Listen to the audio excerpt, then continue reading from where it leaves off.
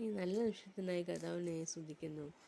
ഈ നല്ല നിമിഷം കർത്താവ് നമ്മൾക്ക് ദാനമായി തന്നു. അതിനായി കർത്താവിനെ സ്തുതിക്കുന്നു. ഇപ്പോൾ ഒരു വാക്യം ധ്യാനിക്കാം. Proverbs chapter 19 verses 20. 19 Proverbs. സദൃശവാക്യങ്ങൾ 19-20. പിന്നത്തേതിൽ നീ ജ്ഞാനിയാകേണ്ടതിന് ആലോചന കേട്ട് പ്രബോധനം കൈക്കൊള്ളുക. പിന്നത്തേതിൽ നീ ജ്ഞാനിയാകേണ്ടതിന് ആലോചന കേട്ട് പ്രബോധനം കൈക്കൊള്ളുക. അതിൻ്റെ രണ്ടാമത്തെ വാക്യം ആലോചന കേട്ട് പ്രബോധനം കൈക്കൊള്ളുക. നാം ആലോചന കേൾക്കണം, പ്രബോധനം കൈക്കൊള്ളണം. നമ്മുടെ ജീവിതത്തിൽ പ്രബോധനം പറയുന്നവരുണ്ട്. അപ്പോൾ അവരുടെ വാക്കുകൾ നാം ശ്രദ്ധിച്ച് കേൾക്കേണ്ടതാണ്.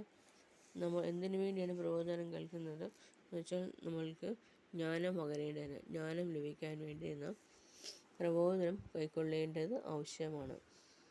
പ്രബോധനത്തിന് പിന്നത്തെ വാക്യം മനുഷ്യൻ്റെ ഹൃദയത്തിൽ പല വിചാരങ്ങളും കൊണ്ട് യഹോവയുടെ ആലോചനയോ നിവൃത്തിയാകും.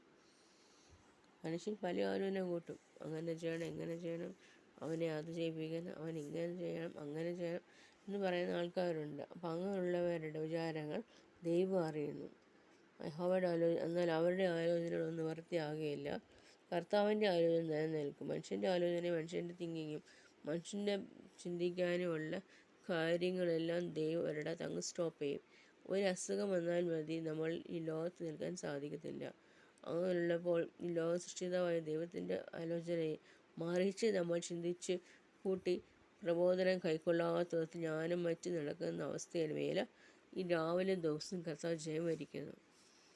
ഈ ദൈവം നമ്മളെ സൃഷ്ടിച്ച കർത്താവ് പ്രബോധനം കേൾക്കാനാണ് പറഞ്ഞേക്കുന്നത്. ജ്ഞാനം കേൾക്കണം.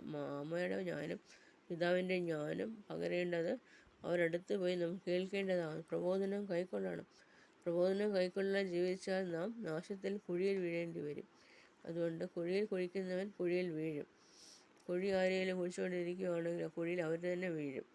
അതുകൊണ്ട് പ്രബോധനം കേട്ട് നമ്മുടെ ജീവിതം ശരിപ്പെടുത്തുവാൻ നാം ശ്രമിക്കണം. വാക്യം വായിക്കാം. സദൃശവാക്യം 19-20 വാക്യം. പിന്നത്തേതിൽ നീ ജ്ഞാനിയാകേണ്ടതിന് ആലോചന കേട്ട് പ്രബോധനം കൈക്കൊള്ളുക. എന്തെല്ലാം വാക്യം നാം ധ്യാനിക്കേണ്ടതാകുന്നു. ഈ ഫെബ്രുവരിയിൽ നമ്മൾ പ്രബോധനം കേട്ടില്ലെങ്കിൽ നാം പല വേണ്ടാത്ത വഴികളിൽ സഞ്ചരിക്കേണ്ടി വരും. അതുകൊണ്ട് നാം പ്രബോധനം യഹോവയിൽ ഭയപ്പെട്ട് ഒരു കൽപ്പന ഏറ്റവും ഇഷ്ടപ്പെടുന്ന മനുഷ്യൻ ഭാഗ്യവാൻ ഞാൻ പറഞ്ഞേക്കുന്നത്. അവന് പ്രബോധനം കേൾക്കേണ്ടതാകുന്നു. ആമീൻ, ആമീൻ.